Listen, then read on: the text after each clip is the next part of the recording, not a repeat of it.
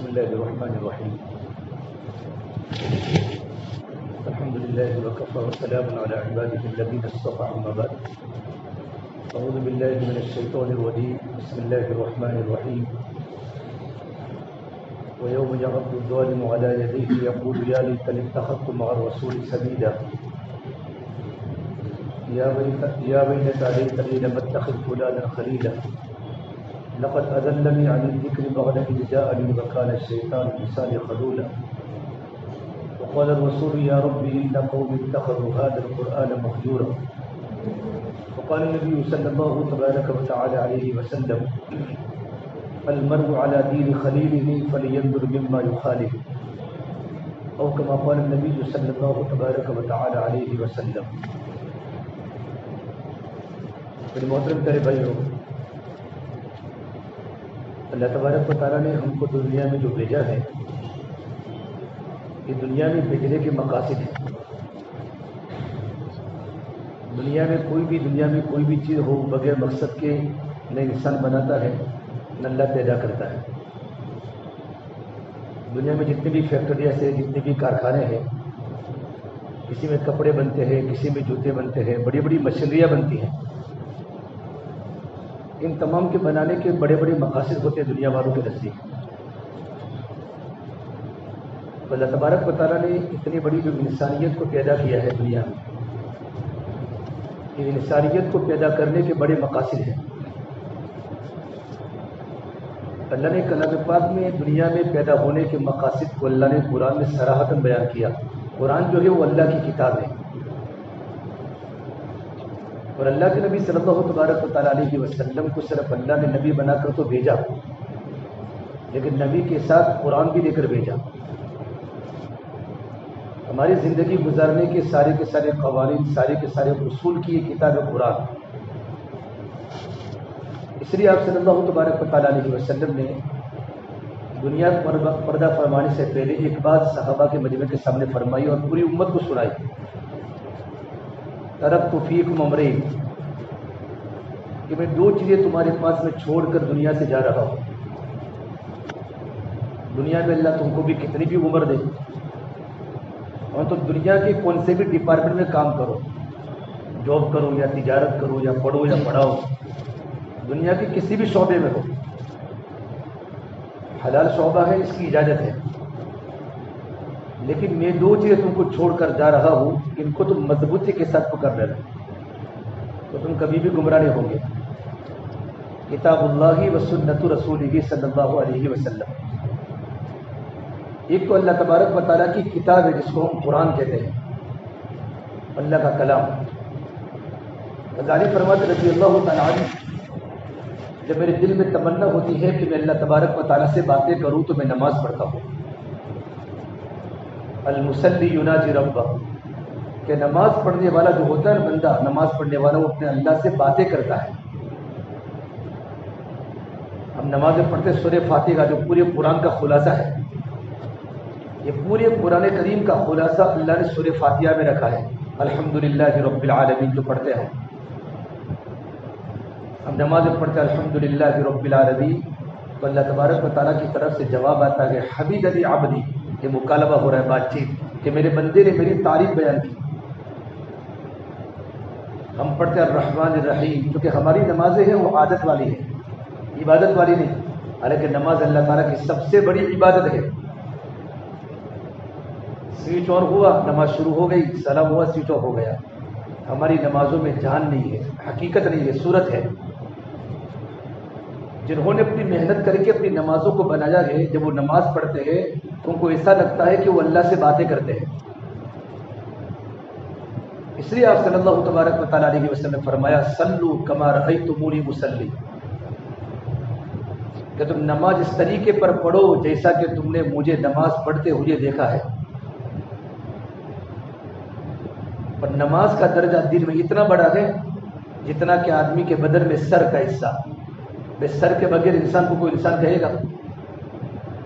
انسان کا اگر ہاتھ کٹا ہوا ہو، پیر کٹا ہوا ہو، کوئی انسان ہے. بہت سے لوگ لولے بھی ہیں، لنگڑے بھی ہیں، معذور بھی ہیں، لیکن آپ کو بغیر سر کا کوئی انسان نہیں ملے گا.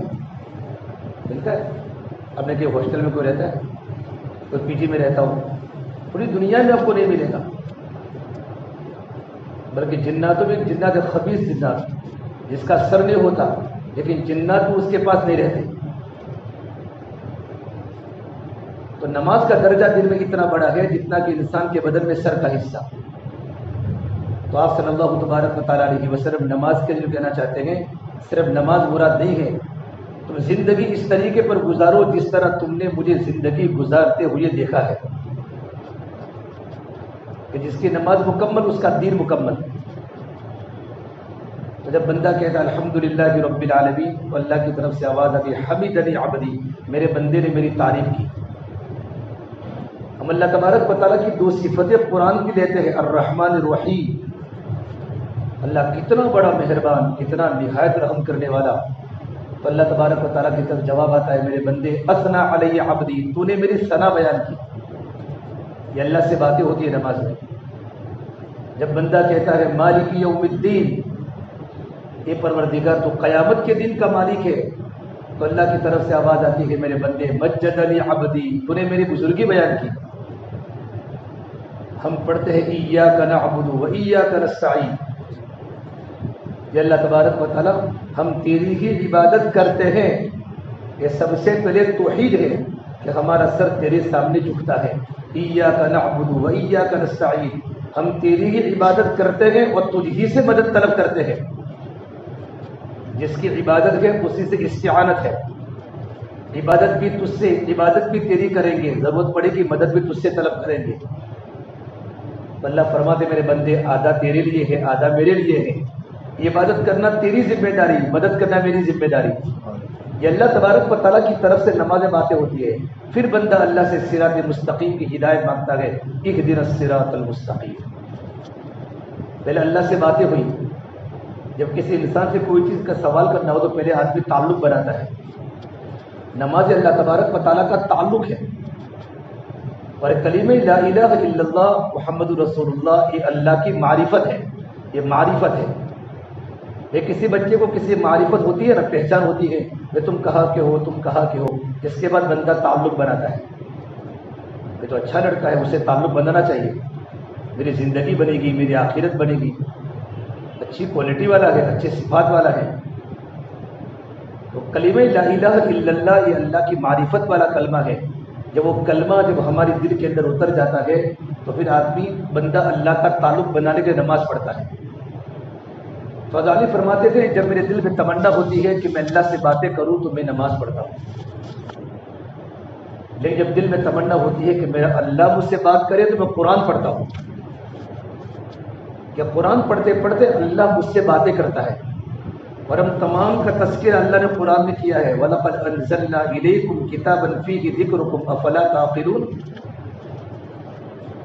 ہم نے تمہارا تذکرہ قرآن کریم میں نازل کیا ہے، تمہاری زندگی گزارنے کا پورا تذکرہ قرآن میں ہے، کیا تم کو عقل نہیں ہے؟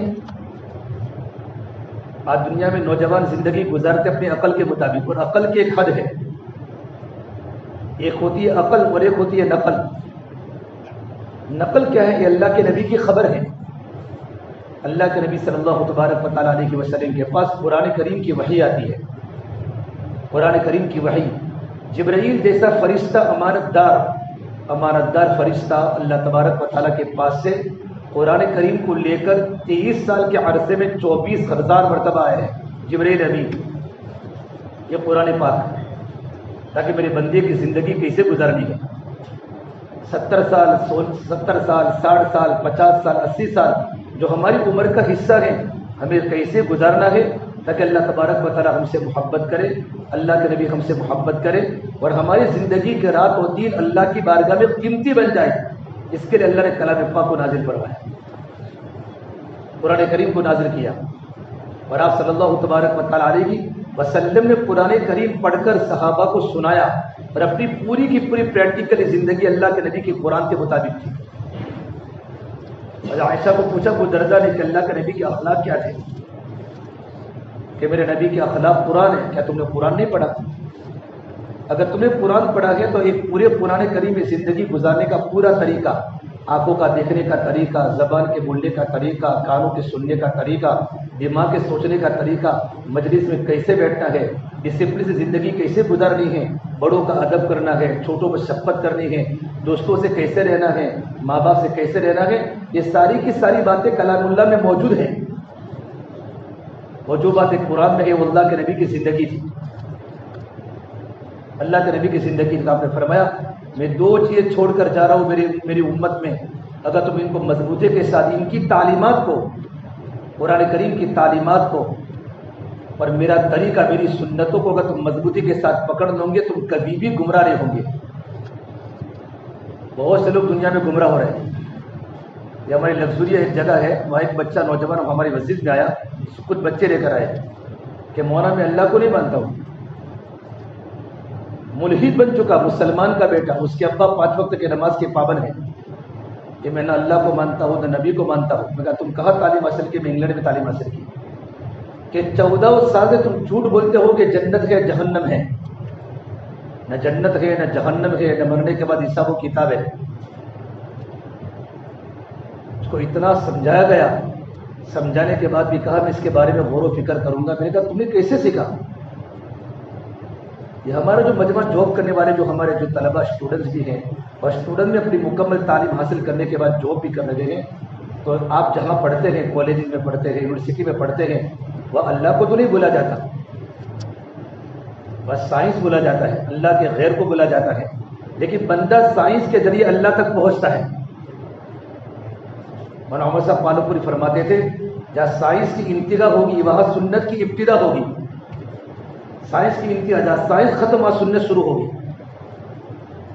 اللہ کے نبی صلی اللہ تبارک و تعالیٰ علیہ وسلم دنیا میں جو علوم لے کر آئے، اور آپ کا جو زندگی کا جو پروگرام تھا، یہ پروگرام ہمارے سامنے پورا کھلا و پورا اوپن ہے. اس میں ایسے موبائل میں بہت سارے آپشن ہوتے ہیں، دنیا میں بہت سارے ایسے نام نہاد مسلمان ہیں جو اسلام کے خلاف لٹریچر چھاپتے ہیں اور مسلمانوں کو اسلام کے بارے میں شکوک و شبہات میں ڈالتے ہیں. یوں کر کے مسلمان اسلام سے مرتد ہو جاتے ہیں اور ان کی موت بغیر کلمے کے ہو رہی ہے. یہ سب سے بڑی بنیادی بات ہمارے دل میں عقیدہ صحیح ہو کہ میرا اللہ ہے، میرا اللہ ہے، وہ اللہ مجھے کھلاتا ہے، مجھے پلاتا ہے، اور زندگی گزارنے کا سارا طریقہ مجھے اللہ کے نبی صلی اللہ تبارک و تعالیٰ علیہ وسلم نے بتایا ہے. اور اسلامی ممالک کا یہ حال ہے کہ وہاں کے پڑھنے والے اسٹوڈنٹس، وہاں کے پڑھانے والے ٹیچر حضرات کی سوچوں میں تبدیلی آ گئی ہے کہ صرف مخلوقات کو پڑھتے ہیں، اللہ کو نہیں پڑھتے، آخرت کو نہیں پڑھتے، مرنے کے بعد کی زندگی کو نہیں پڑھتے، مرنے کے بعد کی زندگی کو نہیں پڑھتے. ہمارے ڈاکٹر خالد صدیقی صاحب فرماتے ہیں کہ تم دنیا میں کہیں بھی رہو، کون سی بھی جگہ جاب کرو، کہیں بھی رہو، کچھ بھی پڑھو، لیکن 2 باتوں پر عمل کرنا ہے: اللہ کا حکم ٹوٹنے نہ پاوے اور اللہ کے نبی کا طریقہ چھوٹنے نہ پاوے، تو تم کبھی بھی گمراہ نہیں ہوں گے. لن تضلوا ما تمسکتم. کہ ہم کہیں بھی رہیں 2 چیزوں کی پابندی ہماری زندگی میں ہو کہ اللہ کے حکموں کی پابندی اور اللہ کے نبی صلی اللہ تبارک و تعالیٰ علیہ وسلم کا ایک ایک طریقہ ہماری زندگی کا محبوب مشغلہ بن جائے. تو ہماری جوانی بھی صحیح گزرے گی، بڑھاپا بھی صحیح گزرے گا، اور اللہ تبارک و تعالیٰ زندگی برکت والی بنائے گا، عافیت والی بنائے گا. اور دنیا کی ہماری ٹائم فری جو زندگی دنیا کی ایمان اور نیک عمل کی بنیاد پر دنیا کی ٹائم فری زندگی اللہ تعالیٰ خوشگوار بنائے گا، اور ایمان اور نیک عمل کی بنیاد پر ہماری اخروی زندگی جنت والی بنائے گا. آخرت کی زندگی ہماری جنت والی ملے گی، بہت سکون والی زندگی. اور دنیا کی جو ہمارے پاس جو زندگی ٹائم فری زندگی، یہ اللہ خوشگوار حیات طیبہ خوشگوار زندگی بنائے گا اگر ہمارے پاس 2 باتیں ہیں: ایمان اور نیک عمل ہے. یہ ہمارے پروفیسر ڈاکٹر نالی سے فرماتے ہیں نا کہ دنیا میں جو حالات ہیں، حالات جو آتے ہیں وہ حالات کے آنے کی بنیادی وجہ یقین کی کمزوری ہے، کہ یقین کے بنانے کی محنت نہیں ہے. یقین بن جاتا ہے تو یقین کی بنیاد پر عمل صادر ہوتے ہیں زندگیوں سے، اور بندے کے جیسے اعمال ہوتے ویسے زندگی میں حالات آتے ہیں. حالات کو جوڑا گیا عمل کے ساتھ اور عمل کو جوڑا ہے یقین کے ساتھ. یقین کا دوسرا نام ہے ایمان، کہ اپنے دلوں پر محنت کرنی ہے. فرمایا اللہ کے نبی صلی اللہ تبارک و تعالیٰ علیہ وسلم نے انسان کی باڈی میں گوشت کا لوتھڑا ہے، انسان کی باڈی میں بولو ایک گوشت کا لوتھڑا ہے، فَإِن صَلُحَتْ صَلُحَ الْجَسَدُ كُلُّهُ، اگر وہ گوشت کا لوتھڑا صحیح سالم ہوتا ہے تو پوری باڈی صحیح سالم ہوتی ہے، اگر وہ گوشت کا لوتھڑا خراب ہو جاتا ہے تو پوری باڈی خراب ہو جاتی ہے۔ پھر فرمایا اللہ کے نبی صلی اللہ تبارک و تعالیٰ علیہ وسلم نے وہ دل ہے، اس لیے اللہ کے نبی صلی اللہ تبارک و تعالیٰ علیہ وسلم نے اپنی محنت کا میدان صحابہ کرام کے جسم نہیں بنائے، بلکہ اپنی محنت کا میدان صحابہ کرام کے دل کو بنایا۔ جب دل بدل جاتے ہیں تو چہرے بھی بدل جاتے ہیں، کہ محنت کا میدان دل بنایا۔ آج ہر گھر بجلی کے قمقموں سے روشن ہیں، پر دل کالی رات سے زیادہ تاریک ہیں، مصنوعی کہے گونجتے ہیں، پر دل خون کے آنسو روتا ہے، چہرے ان کے چمکتے ہیں پر دل کے اندر ویرانی ہے، لباس ہمارے زرق برق ہے پر دل کے اندر خاک آلود ہے، اوپر تو رنگوں کی بہار ہے اور اندر تو ویرانوں کے راج ہیں، اوپر تو خوشیوں کے سامان ہیں اور اندر تو بربادیوں کے گیت ہیں، اوپر سے خوشحال اندر سے بدحال۔ یہ کیوں ہو رہا ہے؟ کہ دل میں یقین کی کمزوری ہے، دل ہمارا نہیں بنا کہ اللہ کے یقین کو سب سے پہلے ٹھیک کرنا توحید، لا الہ الا اللہ محمد الرسول اللہ۔ یہ لا الہ الا اللہ یہ اندر کی چیز ہے، محمد رسول اللہ یہ باہر کی چیز ہے۔ لا الہ الا اللہ یہ ظاہر ہو نہیں سکتا، محمد رسول اللہ یہ چھپ نہیں سکتا۔ جب لا الہ الا اللہ جب دل کی گہرائی میں اتر جائے گا تو ہمارا لباس بتائے گا یہ محمد رسول اللہ کا غلام ہے، ہماری زندگی بتائے گی، ہماری معاشرت بتائے گی، ہمارا کیریکٹر، ہمارے اخلاق، ہماری عبادت بتائے گی کہ اس کی زندگی اللہ کے نبی صلی اللہ تبارک و تعالیٰ علیہ وسلم کے طریقوں کے مطابق ہے۔ اور حضرت مجھے ایسا فرماتے تھے جب لا الہ الا اللہ میرے ورا کی دل کی گہرائی میں اتر جائے گا تو اللہ کی قسم ہمارا دل زمین و آسمان سے بھی زیادہ قیمتی بن جائے گا۔ ہر نبی نے اپنی قوم کے دلوں پر محنت کی کہ جو چیز دل میں آئے گی وہ زندگی میں آئے گی۔ اگر دل میں اللہ کی محبت ہے تو ہمارے بدن کے سارے اعضاء اللہ کے حکموں میں لگیں گے، اور دل میں شیطانیت ہے، نفسانیت ہے، خواہشات ہیں تو ہمارے پورے بدن کے اعضاء کنٹرول کھو بیٹھیں گے۔ آنکھوں کا دیکھنا غلط ہو جائے گا، زبان کے بول غلط ہو جائیں گے، کانوں کا سننا غلط ہو جائے گا، ہمارا ہاتھوں کا پکڑنا غلط ہو جائے گا، ہمارا پیروں کا چلنا غلط ہو جائے گا، بلکہ ہمارا پورا وجود اللہ کے نافرمانی میں پھنس جائے گا۔ کہ کیا ہوا کہ دل کا فساد ہے۔ درخت کے پتے ہیں، درخت کے پتے سوکھنے لگے کیونکہ درخت کے پتوں کو ہم پانی پلاتے ہیں، درخت کے پتوں کو کھاد لگاتے ہیں، کھاد پلاتے ہیں یا پانی پلاتے ہیں، کیا کرتے ہیں؟ جڑ میں پلاتے ہیں۔ تو حالات جب بھی خراب ہوتے ہیں تو حالات کو ٹھیک کرنے کے لیے جڑ کو مضبوط کرنا پڑے گا، وہ یقین ہے، یقین کے بنانے کی محنت ہے، ایمان کے بنانے کی محنت ہے کہ بے اندر کی جو جڑ، بنیاد، فاؤنڈیشن ایمان ہے، ایمان مضبوط بن جائے گا تو آٹومیٹک بدن سے نکلنے والے اعمال مضبوط ہوں گے۔ جس طرح بھوک انسان کو لگتی ہے نا، بھوک، تو بھوک کھانے کا آپ پی جی میں رہتے ہیں، کبھی آپ لوگ جاب پر چلے گئے، کبھی اوور ٹائم آپ نے کر لیا یا پڑھنے چلے گئے تو کبھی کبھی ٹفن آتا تو کھانا ٹھنڈا ہو جاتا ہے، لیکن بھوک لگتی ہے تو بھی آپ کھانے کو چھوڑتے ہیں۔ یہ تو کھانے کی قیمت آپ کے سامنے ہے کہ میرا مہینے کے 6,000 روپے ہسبینڈ کی پی جی میں دے دیتے ہیں، اتنے پیسے مجھے ہر ماہانہ دینے ہیں، اور میرے والد صاحب کتنی محنت کر کے، مزدوری کر کے، کسی کو گیریج کی دکان ہے، کوئی رکشہ چلاتا ہے، کوئی مزدوری کرتا ہے، کوئی دکان چلاتا ہے، اور مجھے پڑھاتے ہیں تاکہ میرا مستقبل تابناک بنے، میرا بھوشیہ اچھا بنے۔ تو آدمی ٹفن کو پھینکتا ہے کہ بھوک کی حالت میں سوکھی روٹی بھی اچھے لگتی ہے۔ اندر کا جب ایمان بنے گا، ایمان، اندر کا یقین جب ٹھیک ہو جائے گا تو اندر کا ایمان عمل کا تقاضا کرے گا۔ یہ ایمان کے بننے کی علامت ہے کہ ایمان بن گیا، اب عمل کا تقاضا کرے گا کہ مجھے عمل کرنا ہے۔ اس سے ہمارا ابراہیم صاحب دامت برکاتہ فرماتے ہیں اتنا ایمان بنانا ہر مسلمان پر فرض ہے جو اللہ کے حکموں پر کھڑا کرے اور اللہ کی نافرمانی سے بچاوے اور دین کے تقاضوں پر چلاوے۔ اتنا ایمان بنانا ہر مسلمان کو فرض ہے جو مجھے اور آپ کو اللہ کے حکموں پر کھڑا کرے۔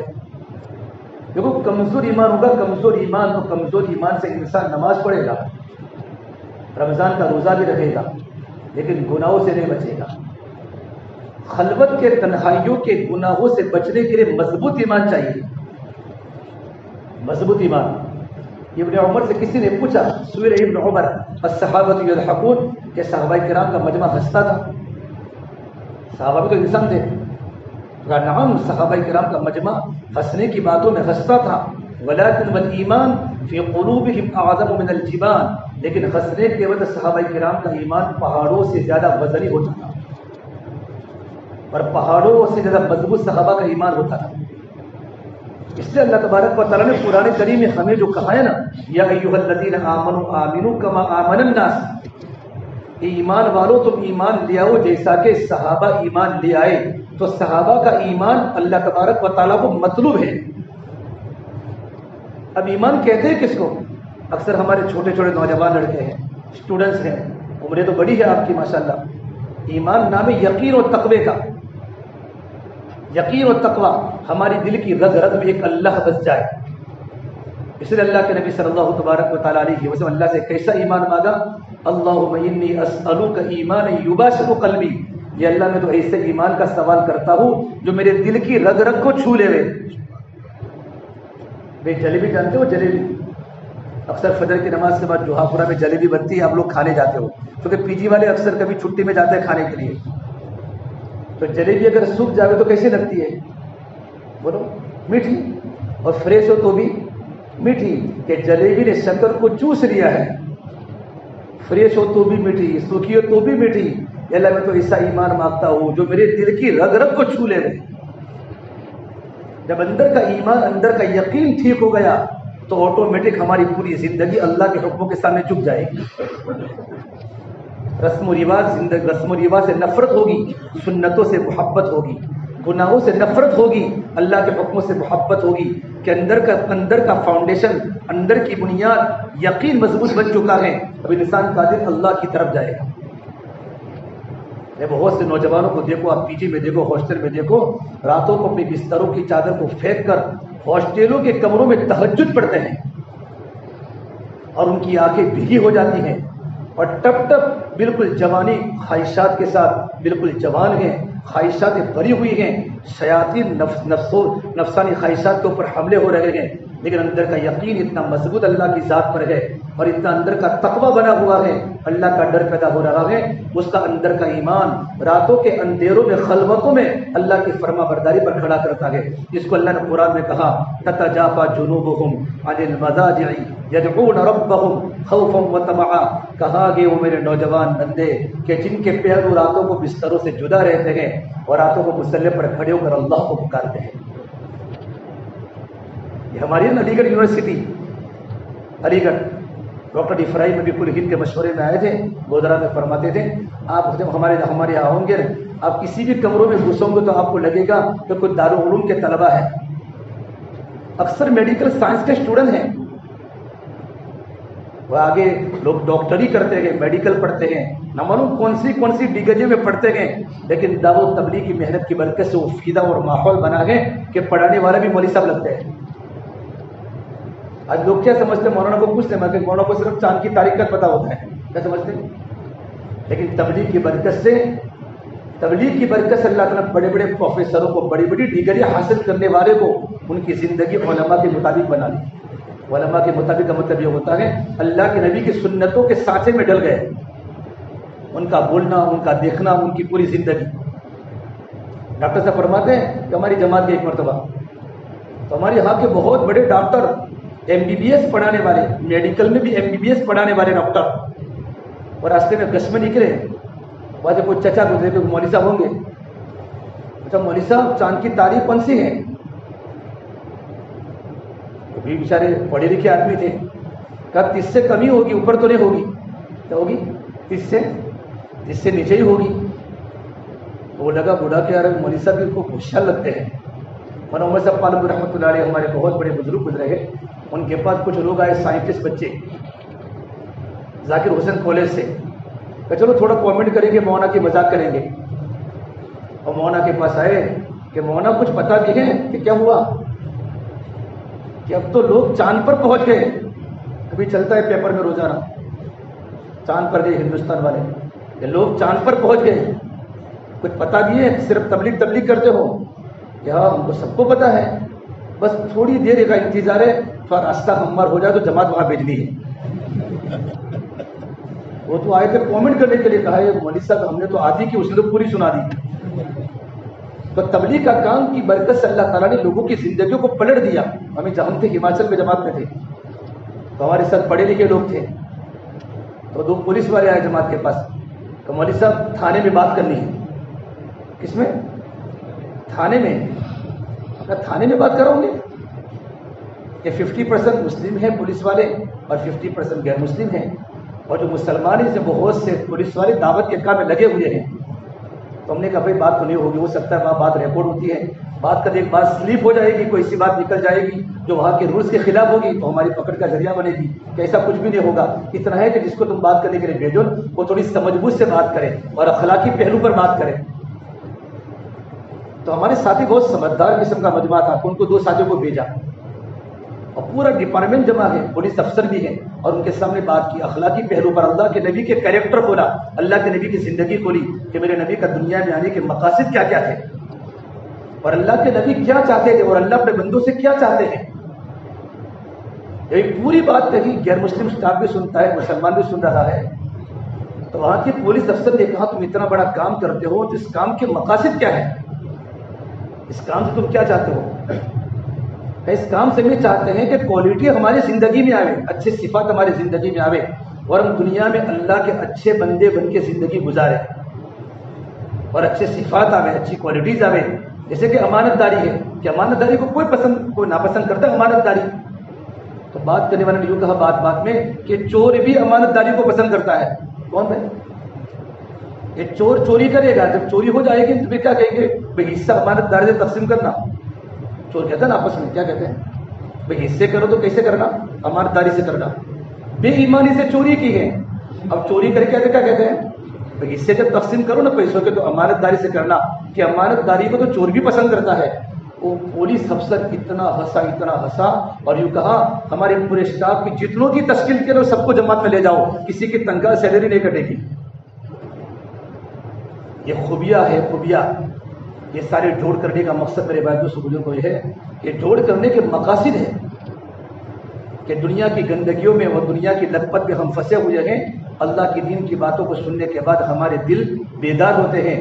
جس طرح زمین خطرناک بن جاوے، زمین سوکھ جاوے اور زمین بنجر بن جاوے، جب اللہ تعالیٰ کی رحمتیں جب برستی ہیں نا تو بنجر زمینیں کیا ہو جاتی ہیں؟ بنجر زمین آباد ہو جاتی ہیں، اور وہ زمینیں پھٹتی ہیں، اندر سے ترکاریاں نکلتی ہیں، گھاس نکلتی ہے، کپاس نکلتا ہے، پھول نکلتے ہیں، پھل نکلتے ہیں، پوری زمین سرسبز و شاداب بن جاتی ہے، اور گلستان کی طرح زمینیں لہلہاتی ہیں کہ زمین پر بارش کی محنت ہوئی۔ یہ اللہ کے دین کی باتیں اور اللہ کے دین کے مذاکرے، اس سے کیا ہوتا ہے؟ ہمارے دل زندہ ہوتے ہیں۔ جب دل زندہ ہو جاتے ہیں، وہ دل کی زمین ایک مرتبہ جاگ جاتی ہے تو آپ کی پوری زندگی کا رخ بدل جاتا ہے۔ زندگی کا رخ بدل جاتا ہے۔ ڈاکٹر صاحب نے بتایا کہ ہماری جماعت کینیڈا میں، امریکہ میں کام کر رہی تھی۔ ڈاکٹر ابراہیم صاحب نے، ہماری جماعت امریکہ میں کام کر رہی تھی، تو وہاں کے مقامی صاحب نے یوں کہا بھائی آج جنید جمشید صاحب ہمارے یہاں بیان آئے ہوئے امریکہ میں، تو ان کا مغرب کی نماز کے بعد بیان ہے۔ ڈاکٹر صاحب کی ہماری پوری جماعت پڑھے لکھے لوگوں کی جماعت ہے، ہم نے کہا ٹھیک ہے ہم بھی ان کی بات سنیں گے۔ اور جنید جمشید صاحب آئے رحمۃ اللہ علیہ، آج اللہ کے پیارے ہو گئے۔ جنید جمشید صاحب نے کہا جب دیکھا یہ تو علی گڑھ کی جماعت ہے، پڑھے لکھوں کی جماعت، اور اتنے پڑھے لکھے کا، بھائی میں تو پڑھا لکھا نہیں ہوں، اتنا سارا بات تو تم کرو گے۔ تو جماعت نے کہا حضرت ہم کو تو 2 مہینہ یہاں رہنا ہے، آپ 2 دن کے لیے آئے گے، آپ بات کریں ہم بھی سنیں گے، ہمیں بھی استفادہ کرنے کا موقع ملے گا۔ تو انہوں نے بیان میں ایک بات فرمائی کہ میں نے دنیا میں سوچا کہ اگر آدمی کو دنیا میں چمکنا ہو تو آدمی کے پاس 2 باتیں چاہیے، دو چیزیں چاہیے۔ آج ہر انسان کی خواہش ہے کہ دنیا میں مجھے کیا ملے؟ پوری دنیا مجھے یاد کرے، میرا نام ہو۔ اس کے لیے 2 چیزیں ہیں کہ مجھے شہرت ملے، مجھے دولت ملے، کہ میں مشہور ہو جاؤں پوری دنیا میں، اور میرے پاس پیسوں کا ڈھیر ڈھیر ہو، میرے پاس پیسوں کی ریل پیل ہو۔ اس کے لیے میں نے بڑی محنت کی، ناجائز طریقے سے بھی، جائز طریقے سے بھی، اور اللہ تعالیٰ نے مجھے 2 چیزیں عطا فرمائی۔ پوری دنیا مجھے جانتی تھی کہ سنگر ہے، اور دولت کی ریل پیل میرے پاس تھی، لیکن مقصود جو تھا وہ مجھے حاصل نہیں ہوا۔ وہ کیا ہے؟ دل کا سکون۔ میری آتما کو سکون نہیں ملا، میرے دل کو بالکل سکون نہیں ملا۔ دل اندر سے پریشان ہے. میں گولیاں کھا کے راتوں کو سوتا تھا, اتنے بڑے فرش پر سوتا, بڑے بنگلے میں صوفے پر, ہر قسم کے اسباب راحت کے موجود ہیں, لیکن مجھے سکون کی زندگی نہ ملی. میں پریشان. تو کرتے کرتے میں مولانا طارق جمیل صاحب کے پاس پہنچا, رائے بریلی کے اجتماع میں کوئی مجھے لے گیا رہبری کر کے. میں مولانا صاحب کے سامنے پوری کارگزاری سنے, حضرت میں نے سکون کے لیے تو اتنی ساری محنت کی, پیسے جمع کیے, دنیا میں میرا نام ہو گیا, جس گلی سے میں گزرتا ہوں نا پوری گلی مجھے دیکھنے کے لیے جمع ہو جاتی ہے. لوگ مجھے میرے بارے میں کیا کیا سمجھتے ہوں گے, لیکن میرے اندر سے آگ لگی ہوئی ہے. اس میں آپ کی خدمت میں آیا ہوں. مولانا ہنسے مسکرائے, فرمایا اس گھٹنے میں درد ہے اور دوسرے گھٹنے کی دوا ہو رہی ہے. کیا کہا؟ کون سے گھٹنے میں درد ہے؟ داہنے گھٹنے میں درد ہے اور بائیں گھٹنے کا علاج ہو رہا ہے. جہاں تم پہنچے ہو وہاں سکون نہیں ہے, اور جہاں سکون ہے وہاں تم پہنچے نہیں ہو. جہاں تم پہنچے ہو وہاں سکون نہیں ہے. اسباب الگ ہے, اسباب الگ ہے, اسباب کا سکون الگ ہے. ایک آدمی ایئر کنڈیشن خرید سکتا ہے لیکن دل کا سکون نہیں خرید سکتا. آدمی کا جسم تو ٹھنڈا ہوگا ایئر کنڈیشن سے, آدمی کا دل ٹھنڈا نہیں ہوگا. آدمی کے دل کو ٹھنڈا کرنے والی چیز الگ ہے. اس اچھے طریقے سے مولانا اس کے دل کو نہیں توڑا, اس کو سراہا, اس کو ابھارا. بس یہی بات اس کے دل پر لگی, اور ایسی لگی کہ موت بھی اللہ کے راستے میں آئی. اور اکیلا نہیں بنا, ہزاروں کو دیوانہ بنا کے گیا. اور اس کے بعد اپنی زندگی اتنے اخلاق سے اللہ کے نبی کا عاشق بن کے دنیا سے گیا کہ ان کے انتقال پر دنیا کے بڑے بڑے شیوخ روئے, بڑے بڑے محدثین روئے ایک نوجوان کی موت پر. اور اتنا بڑا جنازے کا مجمع اس ملک میں کبھی دیکھا نہیں گیا کہ زندگی کے دل کا رخ صحیح ہو گیا. اسے فرمایا اللہ کے نبی صلی اللہ تبارک و تعالیٰ علیہ وسلم نے, الناس معادن کمعادن الذهب والفضہ, کہ لوگوں کو اللہ نے ایسی صلاحیت دی, ایسی کیپیسٹی دی ہے کہ لوگ جیسے سونا و چاندی, کہ لوگوں کے پاس ایسی صلاحیت ہے جیسے سونا و چاندی کی صلاحیت ہوتی ہے. لوگ ایسے قیمتی ہیں اللہ تعالیٰ کی نگاہ میں جیسے سونا و چاندی قیمتی ہیں. لیکن ہماری ساری کی سارا صلاحیت کہاں لگ رہی ہے؟ ہماری خواہشات پر لگ رہی ہے, من مانی پر لگ رہی ہے, اللہ کے حکموں پر نہیں لگ رہی. اور اللہ کے حکموں پر لگانے کے لیے ہماری صلاحیت, ہمارا مال, ہماری عزت, ہماری قوت, ہمارا جان, یہ اللہ کے راستے میں لگے اور اللہ کے حکموں پر لگے, اللہ کی مرضیات پہ لگے. اس کے لیے بنیادی جو محنت ہے وہ دل کا یقین ہے. جب تک وہ نہیں بنے گا تب تک باتیں ہیں, تب تک مذاکرے ہیں, کہ ہمارا دل کا رجحان ایک اللہ تبارک و تعالیٰ کی طرف ہو جائے اور دل میں سکون ملے. اور زندگی میں دل میں سکون کو لانے کے لیے کیا کرنا ہے؟ محنت ہے. ایمان کی بنیادی محنت, کہ آدمی کا اگر ایمان مضبوط بن جائے گا نا تو ہماری خلوتیں پاک ہو جائے گی. اللہ کے نبی صلی اللہ تبارک و تعالیٰ علیہ وسلم نے یہ صحابہ کے مجمع پر وہ محنت فرمائی کہ جوان صحابہ جو اللہ کے نبی کے سامنے چھوٹے چھوٹے تھے, یعنی 4 عبادلہ, عبداللہ بن عمر ہے, ابن مسعود ہے, ابن عباس ہے, یہ سب عبداللہ نام کے ہیں. بعد میں بڑے بڑے لوگ بنے. یا تم چھوٹے چھوٹے ہو, کسی کی عمر 22 سال ہے, کسی کی 25 سال ہے, لیکن کل کے تم اکابر ہو, صرف زندگی کا رخ بدل جائے. حضرت عمر فاروق کے بارے میں مکہ میں مشہور تھا کہ خطاب کا گدھا تو ایمان قبول کر سکتا ہے, لیکن خطاب کا بیٹا عمر ایمان قبول نہیں کر سکتا. مکہ میں چرچا تھا, مکہ میں باتیں چلتی تھی, اتنے مشہور تھے مکہ میں کہ خطاب کا گدھا تو ایمان قبول کرے گا. بھائی گدھا ایمان قبول کر سکتا نہیں, لیکن ناممکن ہے کہ عمر کا ایمان قبول کرنا.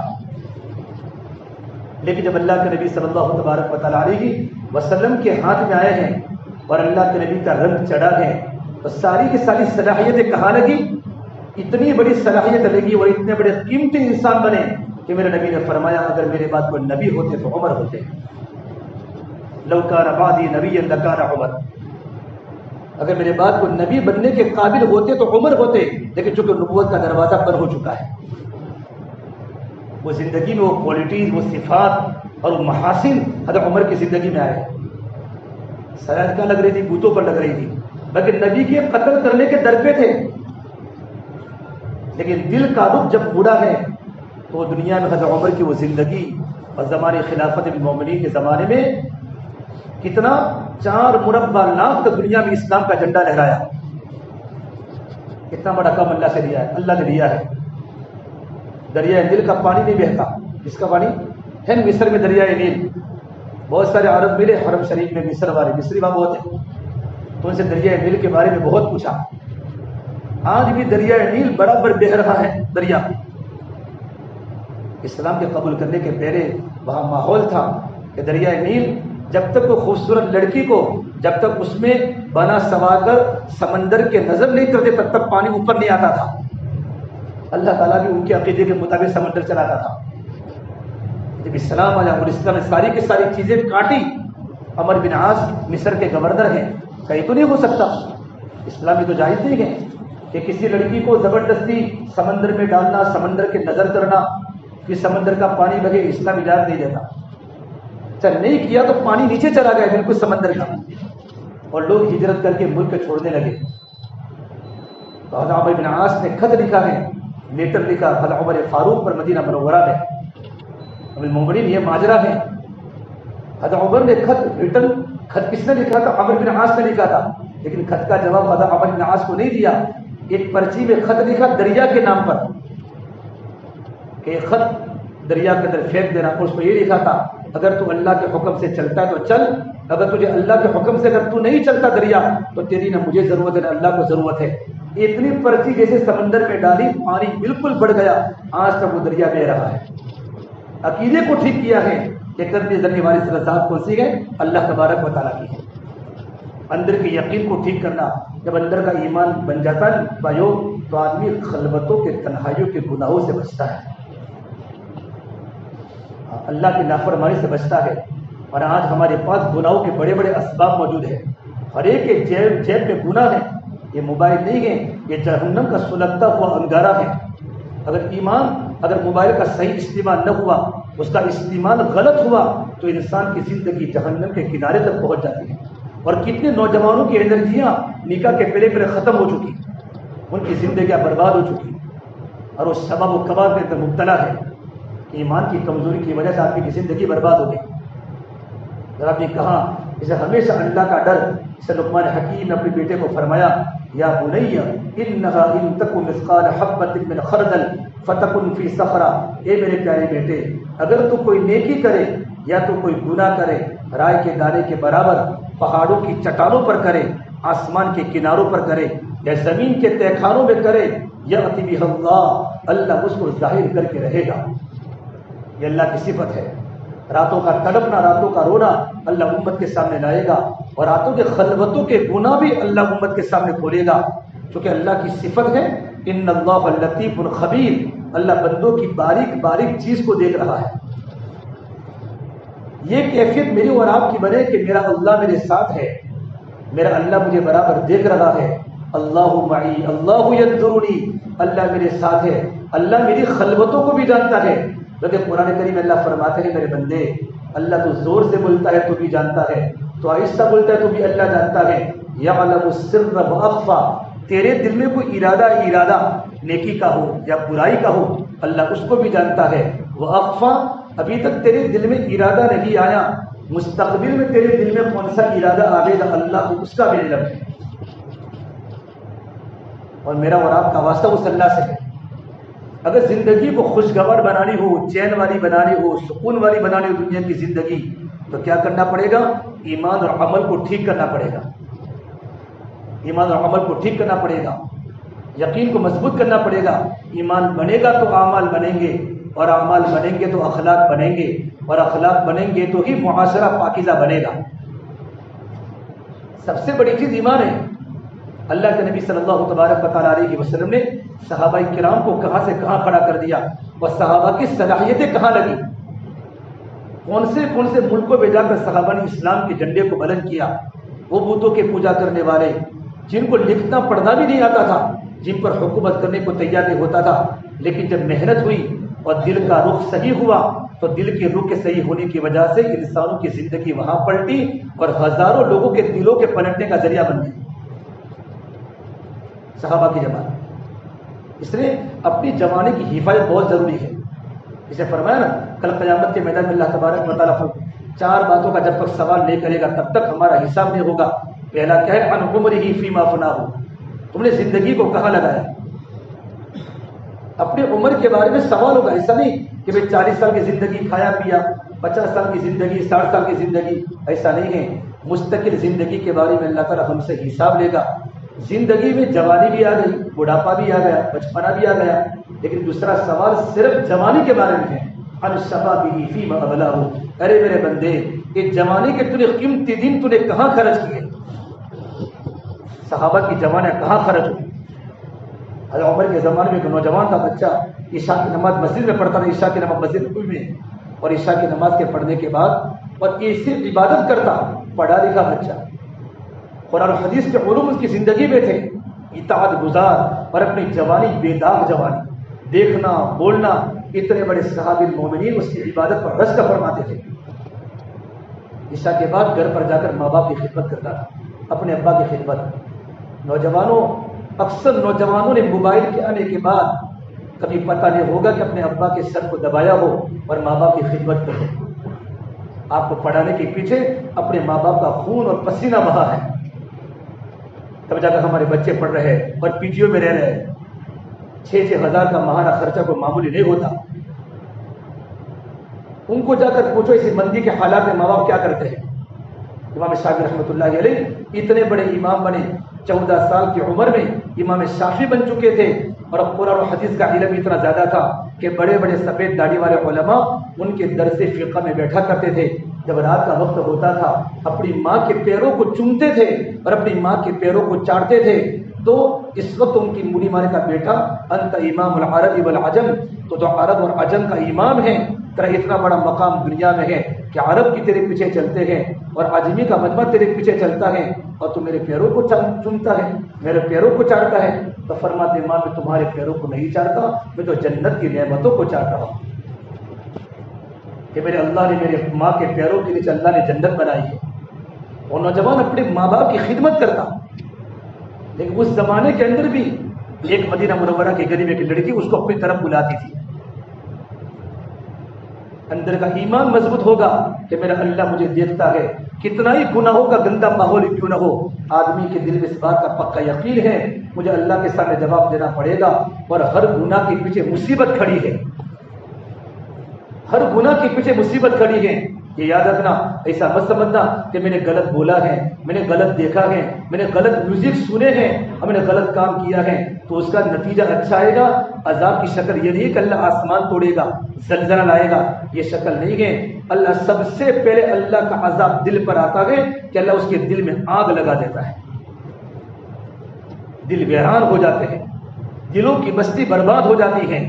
عطا اللہ شاہ بخاری فرمایا کرتے تھے کہ ہندوستان والوں، میں نے تمہیں قرآن کریم کو اتنا سنایا کہ میں سرسر کو سناتا تو صبا بن جاتی، میں پہاڑوں کو سناتا تو موم ہو جاتے، میں سمندروں کو سناتا ان کے طوفان تھم جاتے، میں دریاؤں کو سناتا ان کی طغیانی رک جاتی. پتہ نہیں تم کس چیز سے بنے ہو، کیا تمہارے سینوں میں دل لگی ہے کہ پتھر بھی خدا کے خوف سے روتا ہے اور پتھروں کے اندر بھی چشمے جاری ہو جاتے ہیں. لیکن گناہ کرتے کرتے، اللہ کی نافرمانی کرتے کرتے میرا اور آپ کا دل اشد و قسوۃ من الحجارہ، پتھروں سے بھی زیادہ سخت بن چکا ہے. اس سے میرے بھائیوں ہم اللہ کے سامنے کیا جواب دیں گے؟ یہ دل کو نرم کرنے والی چیز اللہ کی محبت ہے، اللہ کا ذکر ہے، اللہ کی اطاعت ہے. اس کو بلا دی. وہ نوجوان کبھی دیکھتا بھی نہیں تھا، جب دیکھے گا تو غلطی ہوگی نا. جب انسان کی نظر ہی غلط نہیں دیکھے گی تو انسان کے دل میں گناہوں کا دایا پیدا نہیں ہوگا، اور اس کا ایمان خلوتوں میں اللہ کی نافرمانی سے بچائے گا. ماں باپ نے آپ کو چھوڑ دیا ہے، تربیت کرنے والے اللہ تربیت کرتے ہیں. اذان کا وقت 1:30 بجے تربیت اللہ تبارک و تعالیٰ کرتا ہے، ماں باپ تربیت کرتے ہیں. اب ماں باپ تو تمہارے ساتھ نہیں ہے، ماں باپ نے بڑے حسن زن کے ساتھ آپ کو یہاں سے احمد آباد بھیجا، آپ ہاسٹلوں میں رہتے ہیں، آپ پی جی او میں رہتے ہیں، آپ جاب کرتے ہیں، شام کو دوستوں کے ساتھ بیٹھتے ہیں. ماں باپ کے دل میں آپ کے بارے میں کیا کیا گمان ہوں گے، لیکن ماں باپ کے چھپے رستم ہم نے گناہ کیے تو میرا اللہ تو مجھے دیکھتا ہے نا. اگر یہ ایمانی ماحول اور یہ ایمانی فضا اور یہ اللہ کے راستے کی جد و جہد اور یہ اللہ کے راستے کی محنت، اگر اس میں اگر میرا اور آپ کا کچھ نہ کچھ وقت لگ گیا، ان مجلسوں میں اگر ہم بیٹھتے رہ گئے، اندر کا ایمان ہمیں اللہ کی نافرمانی سے بچائے گا کہ میں یہ کام کبھی نہیں کر سکتا۔ ایک بار اس نے کیا کیا، اس لڑکی نے کچھ بہانے سے اس نوجوان کو اندر بلا دیا، اور اندر بلانے کے بعد کہا میں تجھ سے غلط کام کرنا چاہتی ہوں۔ وہ نوجوان اللہ کا بندہ تھا، ایمان تھا، اندر کا تقویٰ تھا۔ دیکھو غلطی تو ہر ایک سے ہو جاتی ہے، غلطی کرنا ایسا نہیں ہے، غلطی پر اڑے رہنا یہ اللہ کو ناپسند ہے، غلطی پر اڑے رہنا۔ اللہ کے نبی صلی اللہ تبارک و تعالیٰ علیہ وسلم اللہ کے راستے کے سفر میں ہے، آپ نے ایک جگہ پر پڑاؤ ڈالا، ایک مدینہ منورہ کی ایک عورت تنور میں روٹی بنا رہی ہے، مسلم شریف کی روایت ہے، اس کا چھوٹا سا بچہ پاس میں ہے۔ جب آگ کے شعلے اڑتے ہیں تو بچہ آگ کے قریب ہوتا ہے، ماں اڑتی ہے اور بچے کو آگ سے دور کرتی ہے، پھر ماں روٹی بنانا شروع کرتی ہے۔ 2 مرتبہ بچہ کھڑا ہوا، پھر ماں کھڑی ہوئی، تیسری مرتبہ بچہ آگ کے قریب آیا تو ماں نے کھڑی ہو کر بچے کو دور کیا، بار بار ماں کو کھڑا ہونا پڑا۔ جب تندور میں روٹی پک گئی تو وہ عورت حضور کی خدمت میں، یا رسول اللہ آپ نے پورا منظر اپنے آنکھوں کے سامنے دیکھا، میرے بیٹے سے مجھے کتنی محبت ہے، بار بار مجاہدہ کر کے اپنے بیٹے کو میں نے دنیا کی آگ سے بچایا ہے۔ یہ اللہ کے نبی، جب ماں کو اپنے بیٹے سے اتنی محبت ہے، اللہ تبارک و تعالیٰ 70 ماؤں سے رحم کرنے والا پروردگار ہے، کہ میرا اللہ اپنے گنہگار بندوں کو جہنم میں ڈالے گا؟ اللہ کی صفت رحمت بتائی۔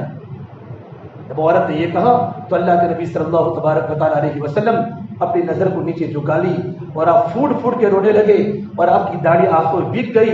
کہا نہیں نہیں اللہ کی بندی، میرا اللہ اپنے کسی بندے کو جہنم میں نہیں ڈالے گا، میرا اللہ اپنے کسی بندے کو جہنم میں نہیں ڈالے گا، ہاں اس بندے کو جہنم میں ضرور ڈالے گا جو گناہوں پر اڑا ہوا ہو، گناہوں پر اصرار، گناہوں پر جم جانا، بد نظری اور گانے سننا، کہ گانا ہے گانا جس طرح بارش کی برکت سے زمین سبزہ اگاتی ہے، گانا دل میں نفاق پیدا کرتا ہے۔ الغنا یثبت النفاق، رواہ البخاری، بخاری شریف کی روایت ہے کہ میوزک اور گانا دل میں نفاق پیدا کرتا ہے، نفاق پیدا کرتا ہے، اور ایمان اور نفاق دونوں ساتھ میں جمع نہیں ہو سکتے۔ یا تو دل میں نفاق ہو گیا تو دل میں ایمان ہوگا، ایمان ہو گیا تو کیا ہوگا بولو؟ نفاق ہوگا۔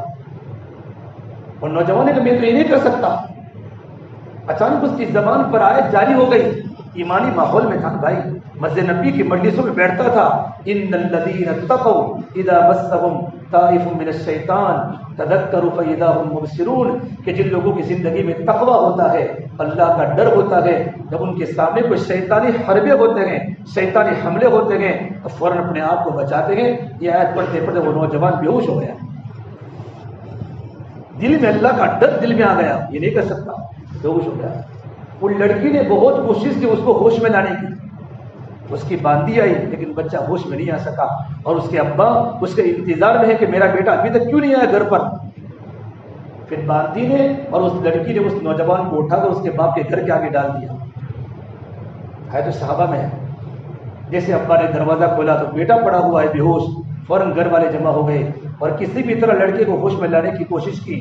جب لڑکا ہوش میں تو پوچھا بیٹا کیا ہوا تھا، تو نوجوان لڑکا بالکل 22-23 سال کا عالمی نوجوان اور تابعی کا بیٹا، حضرت عمر کا زمانہ ہے، پوری کارگزاری سنائی کہ عورت نے میرے ساتھ اس طریقے پر مجھے پھسلانے کی کوشش کی، اللہ نے میری زبان پر یہ آیت جاری کر دی، ان الذین اتقوا اذا مسهم طائف من الشیطان تذکروا فاذا هم مبصرون۔ یہ آیت پڑھتے پڑھتے اس نوجوان کی روح پرواز ہو گئی، اللہ کا پیارا ہو گیا۔ کیا دل میں خدا کا خوف غالب تھا، وہ ایمان بن جاوے کہ گناہوں کا منظر میرے سامنے ہو تو میرا دل تڑپ جاوے، تڑپ جاوے۔ رات کے وقت اس کو غسل دیا، اس کو کفن دیا، اس کی نماز جنازہ پڑھا لی۔ حضرت عمر نے پوچھا فجر کی نماز میں، پوچھا وہ نوجوان بیٹا کہاں ہے؟ حضرت عمر کی زندگی میں نوجوانوں کے بارے میں بڑی فکر تھی، جس امت کے جس بستی کے نوجوان اللہ کے دین والے ہیں اس بستی کا مستقبل دیندار بنے گا، اچھا بنے گا، اور جس بستی کے نوجوان، جس علاقے کے نوجوانوں کی زندگی خراب ہو گئی اس امت کا مستقبل بڑے خطرے میں ہے۔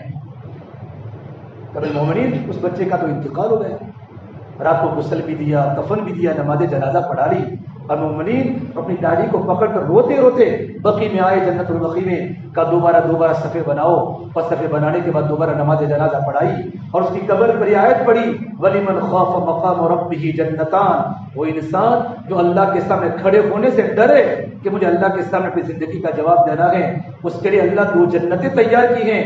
جب میں آیت پڑھی تو قبر میں سے آواز آئی مومنین میرے اللہ نے مجھے 2 جنتیں عطا فرمائی،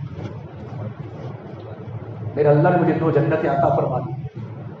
یہ اندر کا ایمان اور اندر کا تقوی اللہ کی نافرمانی سے بچائے گا، اللہ کی نافرمانی سے بچائے گا کہ مجھے اللہ کے سامنے کھڑا ہونا ہے اور اللہ کے سامنے جواب دینا ہے۔ اس سے میرے نبی نے فرمایا ان قریب میری امت پر وہ زمانہ آئے گا کہ میری امت کے لوگ گانے بجانے کے عادی بنیں گے اور وہ 24 گھنٹے ان کا دل لڑکیوں کی طرف ہوگا، گانا بجانے والی اور بازاروں میں سنگار کر کے چلنے والوں کی طرف ان کا دل مائل ہوگا۔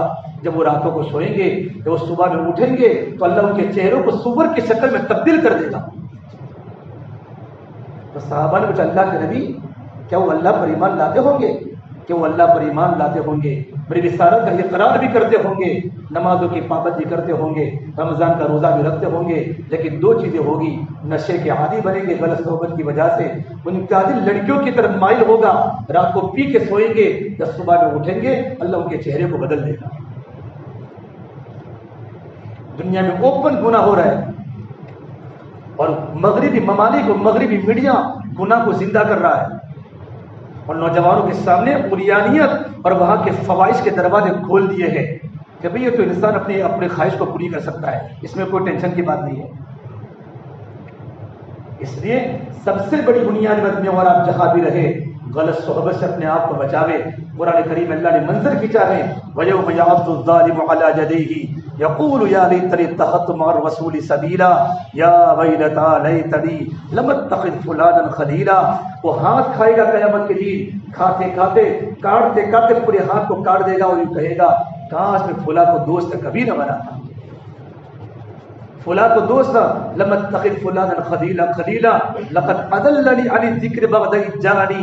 ارے ہدایت کے ملنے کے بعد بھی غلط دوست نے مجھے گمراہی کے اندر ڈال دیا اور شیطان کو دوست بنا لیا۔ اس لیے یہ تمام کے تمام غلط مناظر کے آنے کے پہلے یہ اللہ نے موقع دیا ہے۔ ابھی عمر چھوٹی ہے، اللہ عمر میں برکت دے گا، زندگی میں برکت دے گا، تقوی میں برکت دے گا۔ اپنی انرجی کو مضبوط کرو اور میرے بھائیو اپنے آپ کو خلوت کے گناہوں سے بچاؤ، اللہ کے نافرمانی سے بچاؤ کہ میرا اللہ مجھے دیکھ رہا ہے، یہ نہیں کر سکتا، لیکن میرے کہنے سے آپ کے سننے سے کام نہیں ہوگا۔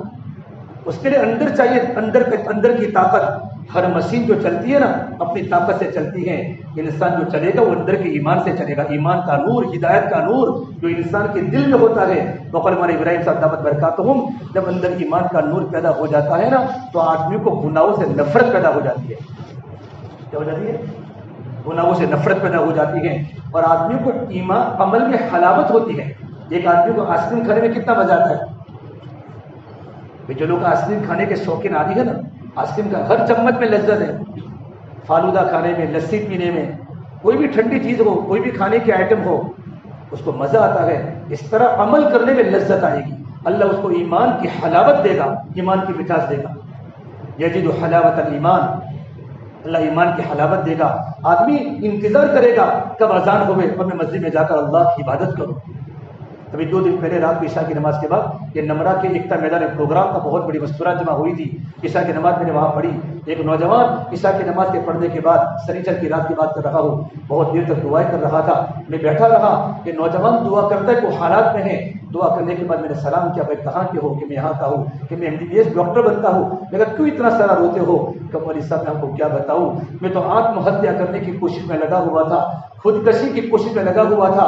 میں نے وہ بھیانک گناہ کیے ہیں اور گمبھیر گناہ کیے ہیں کہ کل قیامت کے دن اللہ کے نبی صلی اللہ تبارک و تعالیٰ علیہ وسلم کے سامنے میں اپنے چہرے کو نہیں بتا سکتا جس نبی نے اپنی امت کے پیچھے کیا قربانیاں دی ہیں۔ اپنے نوجوان صحابہ کی ٹیم کو تیار کر حضور گئے تھے، میرے دل کی وہ کیفیت ہے، ایک مولانا کی میں نے جمعہ کے اندر بات سنی ہے، میرے دل میں وہ بات لگی ہے، میں نے ارادہ کیا ہے پہاڑ اپنی جگہ سے ٹل سکتا ہے لیکن میں کبھی اللہ کی نافرمانی کبھی نہیں کروں گا۔ ہر نماز کے بعد دعا قبول ہوتی ہے، میں تڑپ تڑپ کے اللہ سے اپنے گناہوں کی توبہ کر رہا ہوں۔ اس سے نوجوان بھی دنیا میں ہے، گناہ ہر ایک سے ہوتا ہے. اس لیے یہ ایمانی ماحول، ایمانی فضا اور یہ اللہ کے راستے کا خروج. اس لیے ہم کو یہ ہمارے ماں باپ نہیں کہ بیٹا نماز پڑھ، ماں باپ تو ہے نہیں، ماں باپ تو گھروں پر ہیں. کبھی فون سے بات کرتے ہوں گے بیٹا نماز پڑھتا ہے کہ نہیں پڑھتا، بیٹا قرآن پڑھتا ہے کہ نہیں پڑھتا. اس لیے بڑی خوشی مجھے اس بات کی ہوئی کہ ہماری پالڑی کی جماعت گریجویٹ جماعت ہے، پڑھی لکھوں کی جماعت ہے ماشاءاللہ، اور اس نے آ کر پی جی والوں کا جوڑ کیا کہ نوجوانوں کو جمع کیا. تو مختلف علاقوں سے آ کر اس شہر میں روزی کی بنیاد پر آئے ہیں اور پڑھنے کے سلسلے میں آئے ہیں. احمد آباد وہ شہر ہے جہاں پورے انڈیا کے لوگ بستے ہیں اور اللہ ہر ایک کی روزی کو اللہ پاک فراہم کرتا ہے. یہاں ہم دنیا لینے کے لیے آئے، یہاں ہم دین لے کر آئے. ابھی ہم حرم شریف میں تھے، عربوں کے یہاں بیان ہوا، ایک عربی نے کہا مولانا میرا بیٹا اتنا نافرمان تھا، اتنا مجھے پریشان کرتا تھا، میں تنگ آ گیا تھا. اگر میں کہتا بیٹا یہ کام کرنا ہے کہ ابا تم زیادہ مت بولو ورنہ تمہارے خلاف میں کیس درج کراؤں گا. بالکل آوارہ عیاش بن چکا. میں اس کو جرمنی پڑھنے بھیجا. وہاں جرمنی پڑھنے گیا، کیا کسی کی نظر لگی کہ جرمنی میں جانے کے بعد وہاں کی ہاسٹل میں دعوت کا کام ہو رہا تھا. وہ ایک جماعت اردو کی جوڑنے کی جماعت وہاں پہنچی، عربوں کی جماعت پہنچی اور سارے عربوں کے نوجوانوں کو جمع کیا، ہاسٹلوں میں جا کر گشت کیا اور جوانوں کو جمع کر جب ان کے سامنے بات ہوئی، گشتوں میں ہوئے. میرا بیٹا واپس آنے کے بعد اس کے سر پر عمامہ ہے، اس کے چہرے پر داڑھی ہے، وہ 2 گھنٹے میری گھر والی کے پیر دباتا ہے. وہ زندگی چینج ہو گئی. مکہ کا رہنے والا بچہ جرمنی میں جا کر زندگی تبدیل کر رہا ہے. اور یہ دعوت کے کام کی برکت ہے. جہاں کام ہوگا اللہ زندگیوں کو پلٹ دے گا. یہ کام کے برکات ہے. اس لیے ہم جہاں بھی رہے، اپنے ہاسٹلوں میں رہے، پی جی میں رہے اور کہیں بھی پڑھے تو ہم نماز کا وقت ہو جائے تو نماز کی پابندی کریں، نماز کی پابندی کریں. خدا کا حکم مجھ سے نہ چھوٹے. میں کہیں بھی رہوں اور نماز کو جماعت سے پڑھنے کی کوشش کریں. بعض علماء کے نزدیک تو جس طرح نماز کا پڑھنا فرض ہے، اس طرح بعض علماء کے نزدیک تو جماعت سے نماز پڑھنا بھی فرض ہے. نمازوں کی پابندی کریں، نمازوں کی پابندی ہم سے نہ چھوٹے. ایک بار اللہ کے نبی کی خدمت میں ایک اونٹ آیا، روتا روتا رو رہا تھا. آپ نے پوچھا اونٹ تو کیوں روتا ہے؟ اپنے مالک کی شکایت کر رہا تھا. تو آپ نے صحابی کو فرمایا اس اونٹ کے مالک کو بلا کر لے آؤ. وہ صحابی رسول آئی، یا رسول اللہ کیا بات ہے کہ آپ کا اونٹ تمہارے خلاف شکایت کرتا ہے؟ کہ اللہ کے نبی اس کی شکایت تو بعد میں، پہلے میری شکایت ہے. دیکھا ہے کہ اللہ کے نبی صلی اللہ تبارک و تعالیٰ علیہ وسلم یہ اونٹ رات کو مجھے سونے نہیں دیتا، رات کو زور زور سے آوازیں نکالتا ہے اور کسی کو تکلیف دینا کتنا بڑا گناہ ہے. تو آپ نے کہا اونٹ تو صحیح یہ تو کر رہا ہے کہ میں کر رہا ہوں، تو ایسی حرکت کیوں کرتا ہے؟ اونٹ نے بولا. ہزاروں واقعات ملیں گے جب اونٹ نے اور جانوروں نے اللہ کے نبی سے کلام کیا ہے. ایک بار ابو سفیان ابن حرب اخنس بن شریح حرم کے کنارے پر کھڑے تھے، حدود حرم کے پاس، اور ایک ہرن کا پیچھا ایک ٹائگر نے کیا، بھیڑیے نے کیا. ہرن آگے جا رہا ہے، بھیڑیا پیچھے جا رہا ہے. اور حدود حرم میں تو گھاس بھی نہیں کاٹ سکتے معلوم ہے، اور حدود حرم میں تو کسی کا شکار نہیں کر سکتے. اب ہرن نے دیکھا کہ حرم کی حدود آ چکی ہیں، یوں کر کے اپنے پیروں کو آگے کر کے جمپ مارا اور ہرن حدود حرم میں داخل ہو گیا. زمین تھی وہ تو خالی، بھیڑیا وہاں رک گیا اور ہرن کو جانے دیا. ابو سفیان نے کہا واہ عجبا، بڑی تعجب کی بات ہے کہ بھیڑیوں کو بھی حرم کی حدود کا پتہ ہے. حالانکہ دونوں کے دونوں مشرک تھے اس وقت. کہ بھیڑیا کی حرم کے حدود کو جانتا ہے کہ حرم میں شکار نہیں ہو سکتا. تو بھیڑیا اپنے دم کے بل کھڑے ہو کر کہا یا ابا سفیان واہ عجبا من ذلک، اس سے بھی بڑی تعجب کی بات بتاؤ. محمد عربی صلی اللہ تبارک و تعالیٰ علیہ وسلم اللہ کے بندوں کو جنت کی دعوت دے رہے ہیں اور تم دونوں لوگوں کو جہنم کی طرف بلا رہے ہو. ابو سفیان نے کہا یہ بات اخنس مکہ میں کسی کو مت کہنا ورنہ سارے مکہ والے ایمان قبول کریں گے، مدینہ منورہ پہنچ جائیں گے. اونٹ نے کہا یا رسول اللہ میں کیا کروں، یہ آپ کے صحابی ہیں، ہم دونوں ساتھ میں جنگلوں کا سفر کرتے ہیں، سفر کرتے کرتے رات کا وقت ہو جاتا ہے، مغرب کی نماز کے بعد وہ بھی تھک جاتے ہیں، میں بھی تھک جاتا ہوں. یا رسول اللہ میں سے زور زور سے آوازیں نکالتا ہوں کہ کہیں میری مالک کی عشاء کی نماز فوت نہ ہو جائے. میرے مالک کی یہ بات کہی تو حضور رونے لگے. یہ اونٹ تو مرنے کے بعد مٹی ہو جائے گا. اور تجھے اپنے مالک کی فکر ہے کہ یا رسول اللہ میرے ساتھ میں رہتا ہے، ایسا نہ ہو اگر اس حالت میں میری موت آ گئی تو کل قیامت کے میدان میں اللہ کے سامنے کیا جواب دوں گا۔ جو جانور کے مخلوق ہے، جو مکرم بھی نہیں ہے، اس کو اپنی آخرت کے ساتھ ساتھ اپنے ساتھی کی آخرت کی فکر ہے۔ میری ہاسٹل میں کتنے بچے نماز نہیں پڑھتے، میں کمرے میں رہتا ہوں، میرے ساتھ 3 بچے ہیں، میں نماز پڑھتا ہوں، میرے 2 بھائی نماز نہیں پڑھتے۔ یوں نہیں کہنا تو نماز کیوں نہیں پڑھتا، اس کے لیے دعائیں کرنی پڑے گی، منت سماجت کرنی پڑے گی، اللہ سے مانگنا پڑے گا، اللہ کے سامنے رونا پڑے گا، رونا پڑے گا۔ ایک بہت بڑے اللہ والے ہمارا مظفر حسین کاندلوی رحمۃ اللہ علیہ، مفتی مظفر حسین صاحب ایک بار کاندلا سے دہلی پیدل آ رہے تھے، راستے میں دیکھا ایک مسجد میں نماز کا وقت ہو چکا، بستی کے قریب مسجد میں نماز پڑھنے کے لیے گئے تو پوری مسجد میں کچرا ہے اور کوئی نماز پڑھنے کے لیے مسجد میں آتا نہیں ہے۔ انہوں نے پوری مسجد کو صاف کیا، اذان کہی، ایک ساتھ ان کے ساتھی ایک ساتھ میں تھے، ایک مقتدی آ گیا اور جماعت کی۔ نماز کے مکمل ہونے کے بعد سوچا کہ اس بستی والوں کو جا کر میں سمجھاؤں کہ تمہارے گاؤں کے قریب مسجد ہے، ویران پڑی ہے، مسجد میں گرد و غبار ہے، نماز کیوں نہیں پڑھتے؟ دائی آدمی سب اپنے عبادت کی فکر نہیں کرتا۔ اللہ کے نبی صلی اللہ تبارک و تعالیٰ علیہ وسلم نے پوری دنیا کی انسانیت کی فکر کی ہے کہ میری بیٹی فاطمہ تو مت رو، اے میری بیٹی فاطمہ تو مت رو، اللہ نے تیرے ابا کو دین دیا ہے، یہ دین دنیا کے ہر کچے مکان میں جاوے گا۔ اے میری بیٹی فاطمہ، جہاں جگہ سورج کی کرنیں جاتی ہیں وہی دین پہنچ کے رہے گا، جہاں جہاں رات کے اندھیرے جاتے ہیں وہی کلمہ پہنچ کے رہے گا۔ میرے نبی کا پورا گھرانہ زندگی فاقوں میں گزاری، لیکن امت کے دین کے حضور نے فکر فرمائی۔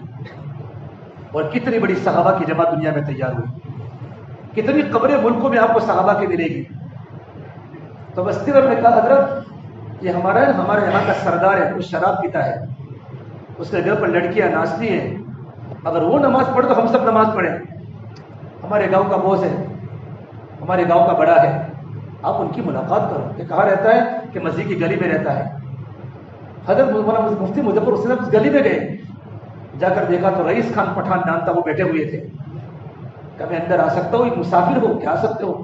جا کر ملاقات کی، اور ملاقات کر کے اللہ سے بات کر کے گئے تھے، دعا کر کے اس انداز سے بات کی کہ بھائی صاحب یہ بستی والے آپ کو بڑا مانتے ہیں، آپ کو اپنے قبیلے کا سردار مانتے ہیں، گاؤں کا صدر مانتے ہیں، اگر آپ مسجد کے اندر جا کر نماز پڑھیں گے تو مسجد آپ کو دعائیں دے گی، آپ کی بستی کے نوجوان نمازی بنیں گے۔ تو کہا 2 باتیں میرے اندر ہیں، ایک تو میرا وضو نہیں رہتا، نماز پڑھ سکتا ہوں لیکن وضو رہتا ہی نہیں ہے۔ تو مفتی صاحب نے کہا ایک کام کرو، بغیر وضو کے نماز پڑھ لو۔ حالانکہ مولانا مفتی شریعت کے خلاف بات نہیں کرتے، لیکن ان کی باتوں میں حکمت ہوتی ہے۔ فرمایا دوسری بات ہے کہ میں پیتا ہوں اور پلاتا ہوں، اور غلط عادت ہے میری، یہ 2 کام مجھ سے چھوٹیں گے نہیں۔ جب چھوٹیں گے نہیں تو میں نماز نہیں پڑھوں گا، اگر میں نماز بھی پڑھوں گا یہ بھی کروں گا تو لوگ کہیں گے نماز پڑھتا ہوں ایسے دندے کرتا ہے، لوگوں کی عادت ہے کہنے کی۔ حضرت فرما دیکھو تم صرف ارادہ کرو کہ مجھے کل سے مسجد میں نماز پڑھنی ہے، اگر آپ کا وضو نہ رہے تو بغیر وضو کے پڑھنی ہے۔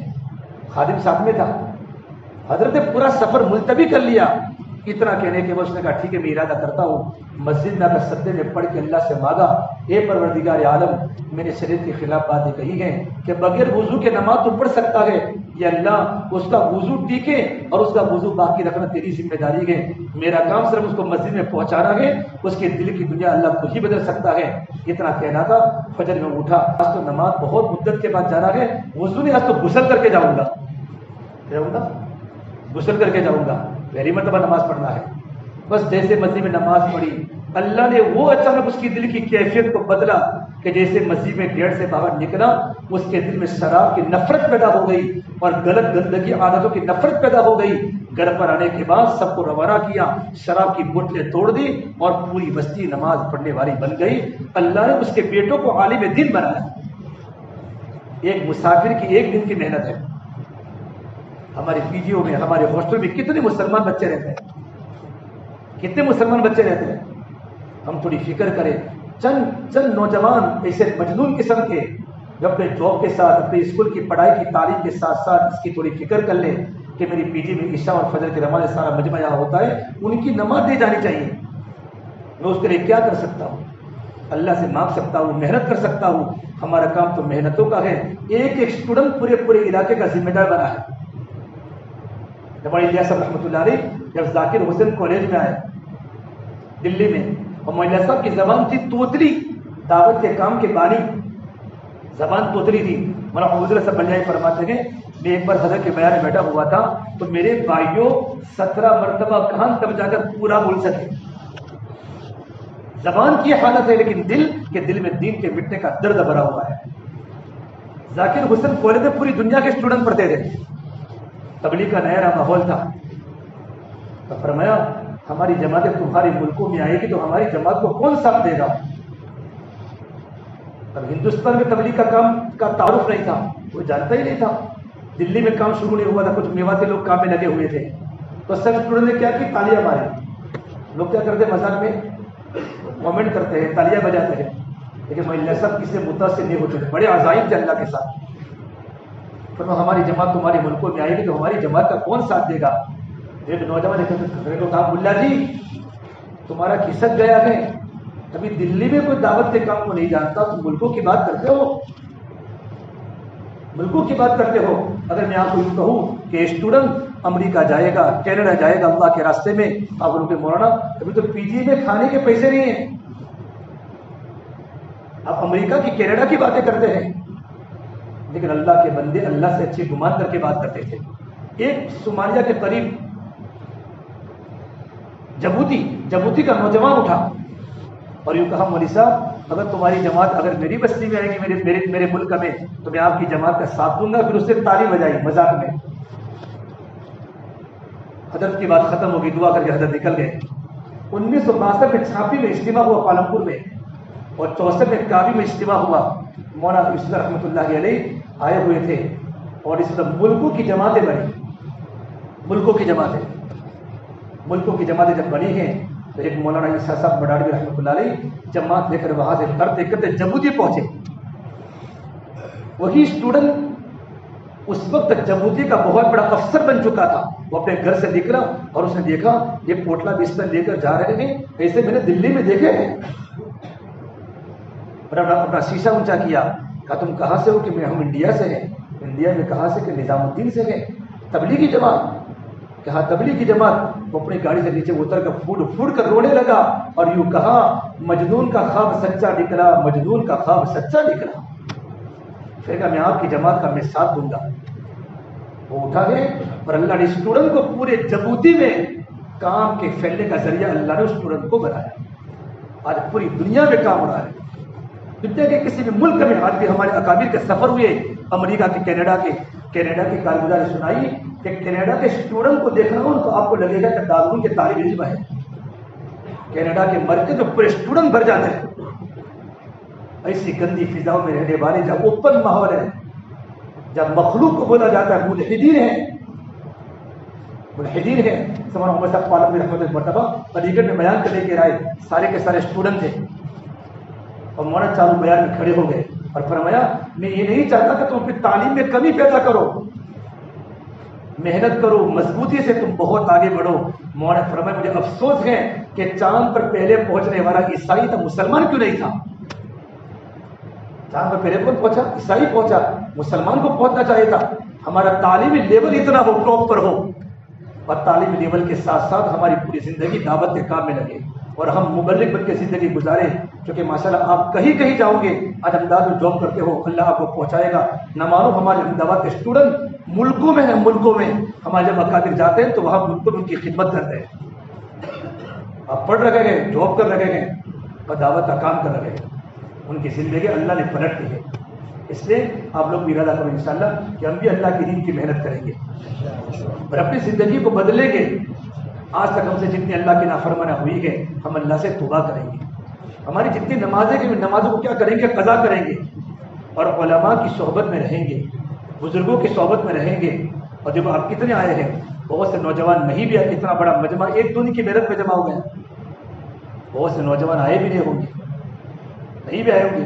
آپ تھوڑی فکر کریں، تھوڑی محنت کریں، اللہ تعالیٰ سے مانگیں، اور محنت کر کے آئندہ بھی جب بھی ہمارا جوڑ ہو، کہیں بھی ہو، ہمارا جمعرات کا ہمارا تبلیغی اجتماع ہوتا ہے الفضل مرکز میں، معلوم ہے الفضل میں ہوتا ہے، عصر سے لے کر فجر تک، اور عشاء کی نماز کے بعد اسٹوڈنٹ کا بہت بڑا حلقہ 250-200 اسٹوڈنٹ ہوتے ہیں، جاب کرنے والے بھی اسٹوڈنٹ ہوتے ہیں، آپ لوگ عشاء اگر وقت ہو عشاء کی نماز وہاں پڑھیں، اور عشاء کی نماز کے پڑھنے کے بعد اسٹوڈنٹ کے حلقے میں بیٹھے، ان کے سامنے ایمانی باتیں ہوتی ہیں، دین کی فکروں کی بات ہوتی ہے۔ انشاءاللہ اس ماحول میں اگر ہم رہیں گے ہماری جوانی محفوظ رہے گی، ورنہ بایو خطرہ ہے ایمان کے لٹنے کا۔ اب دیکھو ہمارے شہر کی بات کرو، جوان جوان لڑکے ڈرگس کے عادی ہیں، جوان جوان لڑکے نشے کے عادی ہیں، شراب کے عادی ہیں، اور ان کی لت نہیں جاتی۔ اس لیے غلط صحبت سے اپنے آپ کو بچانا، غلط عادت سے اپنے آپ کو بچانا، اور اپنے کمرے میں جب بھی ہو وقت ہو کمرے میں بیٹھے بیٹھے قرآن کی تلاوت کریں، اللہ کا ذکر کریں، ہمارے کمرے میں قرآن ہو، اور اپنے کمروں میں تعلیم زندہ کرو کہ بھائی 4 نوجوان ہیں 5 نوجوان ہیں، کوئی وقت طے کر کے 5 منٹ کی یا 3 منٹ کی ہماری فضائل اعمال کی کتاب کی تعلیم ہو،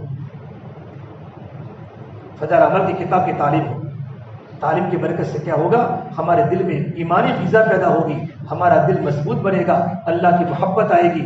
مولانا عمر صاحب پالپوری فرمایا کرتے تھے اپنے گھروں میں بھی تعلیم کے حلقے زندہ کرو، اگر تم نے اپنے گھروں میں تعلیم کے حلقے زندہ نہ کیے تو تم گھر پر رہتے ہوئے بھی بے گھر ہو جاؤ گے۔ گھروں کی تعلیم، میں 2008 میں حیدرآباد گیا تھا، 4 عمروں کی جماعت تھی، ایک جگہ مستورہ میں بات کرنے گیا، مستورہ میں بات کر کے مجھے جو ساتھی رحمت اللہ کا مونا ایک قریب کا مکان ہے، اس نوجوان کو دیکھ میں نے کہا کیا ہوا کہ ہمارے گھر کے قریب ایک فیملی غیر مسلم منتقل ہوئی، مکان خریدا مسلمانوں کے محلے میں، وہاں تو رہتے قریب قریب میں، تو جب ان کے گھر میں جب ان کا سامان منتقل ہوا سامان، تو ایک چھوٹا سا بچہ گھر کے آگے مسلمان کا کھیل، اس کے گھر میں تعلیم ہو رہی تھی، تو اپنی امی کے پاس کہا امی جان کل تو تمہیں کتاب کی تعلیم پڑھا تھا، پڑوسی کے حقوق ہے، مہمانوں کے حقوق ہے، دیکھو ہمارے پڑوس میں ہمارے غیر مسلم بھائی کا سامان منتقل ہو رہا ہے، ان کا اکرام ہمیں کرنا چاہیے۔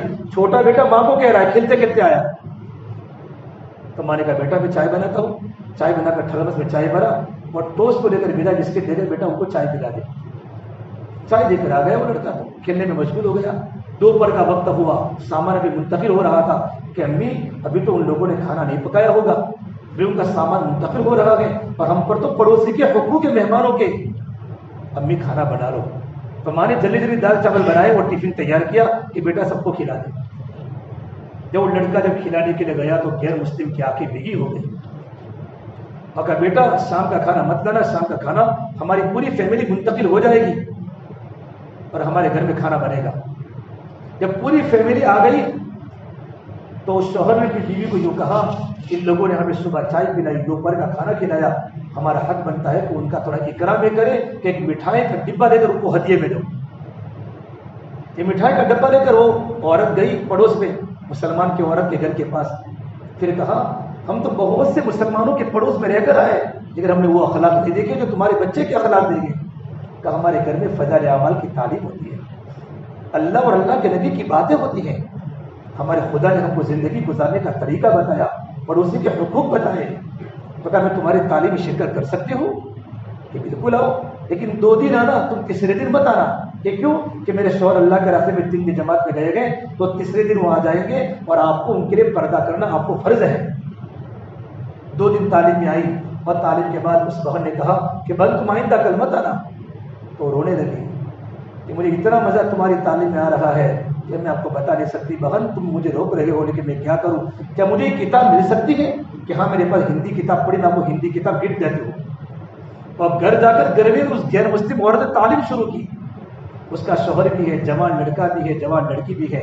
ایک دن باپ نے تعلیم کی، دوسرے دن اس کی عورت نے تعلیم کی، اس کی بیوی نے، اور تیسرے دن وہ جوان لڑکا اسٹوڈنٹ تھا، پڑھ رہا تھا اسکول میں کالج میں، ایک کتاب کی تعلیم کی، ابو ذر غفاری کا واقعہ پڑھ رہا تھا اور رو گیا اور کتاب بند کر لی۔ امی اب مجھے برداشت نہیں ہوتا، میں آپ کو کہہ دیا ہے کہ 2 دن تعلیم کے حلقے میں بیٹھ کر میں ایمان قبول کر چکا ہوں، ایمان قبول کر چکا ہوں۔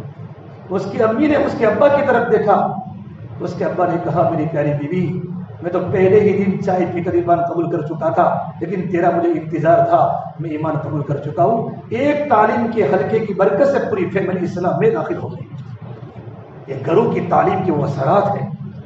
ہم دعوت کے کام کو معمولی نہ سمجھیں، اس نے پوری دنیا کو پلیٹ لپیٹ میں دے دیا ہے۔ آپ جاؤں گے اس سے کڑوے اور خطرناک ناچنے والے نوجوان، راتوں کو رونے والے اللہ نے بنا دیے۔ اس سے میرے بھائیوں ہم بھی ارادہ کریں ماشاءاللہ ہم بھی ارادہ کریں کہ ہم بھی اس محنت کو اپنی زندگی کا حصہ بنائیں گے. کوئی ارادہ کیا بنائیں گے؟ زندگی کا حصہ بنائیں گے.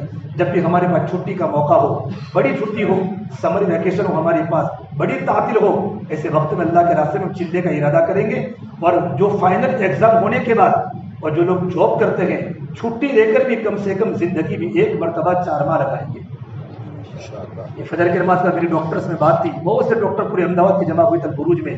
تو کتنے ڈاکٹروں نے MBBS نہیں MD MS بڑے بڑے ڈاکٹرز انہوں نے کہا انشاءاللہ، اور کتنے 4 مہینے اللہ کے راستے میں لگا ہے. اور گودرا کے ڈاکٹرز کی جماعتیں آئی ہے. یہ ڈاکٹر کتنا بزی ہوتا ہے، اس کے کتنے پیشنٹ ہوتے ہیں. لیکن جب دل میں ہمارے ڈاکٹر عبدالماجد اورنگ آباد سے آئے تھے، کتنے بڑے ڈاکٹر، نیورو سرجن تھے، دماغ کے بڑے ڈاکٹر. کسی کا ہاتھ یوں الٹا ہو تو ان کو معلوم پڑ جائے اس کی کون سی رگ میں تکلیف ہے. ہمارے سکینہ مسجد میں ٹھہرے تھے، عجیب طرح کے آدمی یوں فرماتے تھے کہ میں نے 2013 سے ارادہ کیا تھا مجھے اللہ کے راستے میں 4 مہینے لگانے کے. میں نے اپنے کمپیوٹر پر لکھ دیا تھا، جیسے میں کمپیوٹر اوپن کروں تو اس میں لکھا ہوا ہے ڈاکٹر عبدالمجید 2018 میں آپ کو 4 مہینوں میں جانا ہے. اور اتنا بڑا دماغ، پورے مہاراشٹر میں سب سے فرسٹ نمبر پر آنے والے ڈاکٹر جن کو اتنی ایوارڈ ملے ہیں. جس سے میرا جانے کا ٹائم آیا، غیر مسلم پیشنٹ میرے پاس آئے، کہا ڈاکٹر صاحب خدمت کرنا تو دین ہے. کتنے مسلمان علماء ہیں، علماء کرام، علماء تو مسلمان ہی ہوتے ہیں، علماء ہیں میرے پاس. ڈاکٹر صاحب آپ جائیں گے 4 مہینہ، آپ کو معلوم ہے کتنا نقصان ہوگا. بھائی یہ آپ کوئی MD MBBS ڈاکٹر نہیں ہے، وہ تو مل جائیں گے. آپ کے لائن کے ڈاکٹر ہمارے مہاراشٹر میں بہت کم ملتے ہیں. اور آپ تو بھگوان کے آدمی ہیں، آپ کے چہرے پر داڑھی، نیک آدمی ہیں، آپ نظروں کے پابند ہیں، لوگ آپ سے محبت کرتے ہیں. ایک بہت بڑے وہاں کے مفتی صاحب نے فتویٰ دارالعلوم دیوبند پوچھا، کہاں ایسے ڈاکٹر کو جماعت میں جانا افضل ہے یا خدمت کرنا افضل ہے؟ ڈاکٹر صاحب نے خود کارگزاری سنائی الفضل میں. تو وہاں سے جواب آیا ڈاکٹر صاحب جماعت میں جا نہیں سکتے. کہ مجھے کل جانا تھا، میری تیاری ہو گئی، جیسے میں اندر داخل ہوا نا اپنے آفس میں تو وہاں فتویٰ پڑھا دارالعلوم دیوبند کا کہ ڈاکٹر صاحب جماعت میں جا نہیں سکتے. میں نے کہا لا حول ولا قوت الا باللہ، اب میں کیا کروں؟ ایک طرف تو فتویٰ ہے، ایک طرف میرا جانے کا پکا عزم ہے، 8 سال کی 6 سال کی تیاری ہے. تو میں نے مفتی صاحب کو فون کیا، مفتی صاحب کیا میرے ایمان کے بارے میں آپ گارنٹی دے سکتے ہیں؟ مجھے بھی قبر میں جانا ہے اور مجھے بھی اللہ کے سامنے کھڑے ہوئے زندگی کا حساب دینا ہے، مجھے بھی اپنے ایمان کو بچانا ہے. تو وہاں کے علماء نے کوئی جواب نہیں دیا. یوں کر کے میں 4 مہینہ جماعت لگانے کے لیے میں احمدآباد مختلف جگہ پر ان کا وقت لگا. اتنے بڑے ڈاکٹر کو جب فرصت مل سکتی ہے، یہاں آئے اور مجھے لے کر ایک ڈاکٹر کی ملاقات میں گئے. تو ڈاکٹر صاحب نے کیا کہا کہ باہر نکلو، باہر ابھی جگہ نہیں ہے، ابھی پیشنٹ بہت ہے. میں ہی اندر گیا تھا، مجھے کہا تم باہر نکلو، ابھی پیشنٹ بہت ہے. تو ڈاکٹر صاحب نے مجھے یہ کہا کہ میرے پاس تعویذ آپ ان کو بتاؤ کہ کون سا تعویذ کے میرا کارڈ. تو ڈاکٹر خالد صدیقی صاحب کہتے تھے کبھی کبھی تعویذ بتا دینے کا، یعنی کارڈ ان کا ڈگری کا. میں کہا بتا سکتے ہیں. جیسے ان کا کارڈ اندر پہنچایا تو وہ ڈاکٹر صاحب فوراً باہر آئے اور معاہدہ کے روزے میں ڈاکٹر صاحب آئیے، ویلکم ویلکم کر گئے. اتنے بڑے ڈاکٹر تم جماعت میں نکلے ہو؟ تو کہا کہ میں انسان نہیں ہوں. بڑے بڑے علماء جا رہے ہیں، بڑے بڑے ڈاکٹر جا رہے ہیں، دنیا کے سائنٹسٹ جماعتوں میں جا رہے ہیں. امریکہ میں، کینیڈا میں جا کر دیکھو پڑوسی ملک میں کون کون لوگ جا رہے ہیں. تو کہا ڈاکٹر صاحب کہتے تم نے پیشنٹ کو سنبھالو. کہ پیشنٹ تو روزانہ ہے، تم کہاں ملو گے؟ یوں کر کے ڈاکٹر صاحب کو بٹھایا. میرے بعد بزرگوں، اللہ تعالیٰ نے ہر طبقے کو دعوت کی محنت میں لگایا ہے. آپ لوگ بھی ارادہ کرو، انشاءاللہ ہم زندگی میں 4 مہینے لگائیں گے. کون کوئی ارادہ کرتا ہے؟ ارادہ کرتے ہو نا.